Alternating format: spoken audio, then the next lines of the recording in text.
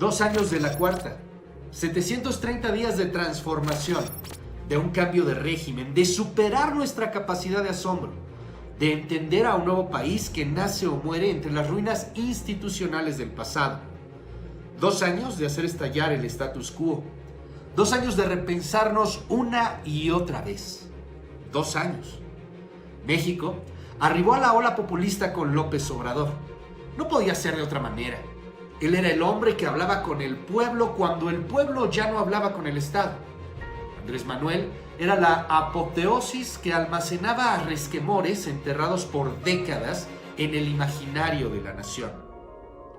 Su movimiento representó a todos, a casi todos, a una clase media hastiada de corrupción y estancamiento económico, a una juventud de futuro cancelado, hasta la madre de discursos ininteligibles, viejos, a una clase intelectual que compraba la promesa de mayores recursos al arte y a la ciencia, a un nutrido y próspero empresariado, alejado de la élite del viejo gobierno que apostaba por el cambio de estafeta, por nuevos actores económicos para una más equitativa repartición de la riqueza.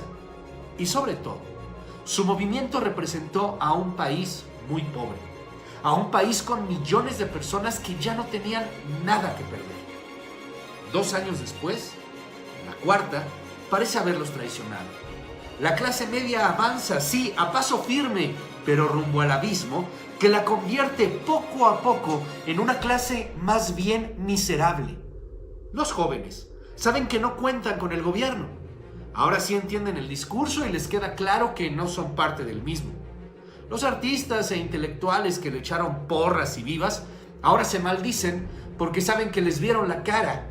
Aquellos empresarios que apoyaron la campaña, incluso que le metieron dinero, se truenan los dedos, presas del nervio que sus negocios podrían terminar en bancarrota por el rumbo turbulento con el que el presidente lleva el timón del barco.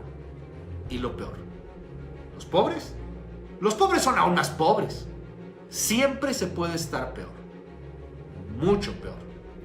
El presidente se ha convertido en un Quijote que pelea contra molinos de viento. En su fantasía, esos dragones están siendo abatidos. Los despelleja sin piedad. Ofrece su sangre a un pueblo que no se cansa de victoriarlo. El presidente vive en su sueño de cruzado. ¿Qué pasará cuando despierte la realidad y se dé cuenta que el país es un páramo donde solo brota coraje y desilusión? 2 años no es mucho tiempo, aunque sea mucho lo que ya se ha destruido. López Obrador llegó como una esperanza y podría convertirse en un estadista ejemplar, con sus hierros y con sus aciertos. Pero primero debe despertar de su capricho. La pandemia es un estruendo. Ese ruido debería de bastar con enfermos, con muertos, con tantos pobres, con desgracias, para que cualquier gigante despertase. Aunque a veces uno despierta solamente para darse cuenta que la realidad asusta y que vale la pena mejor dormirse un ratito.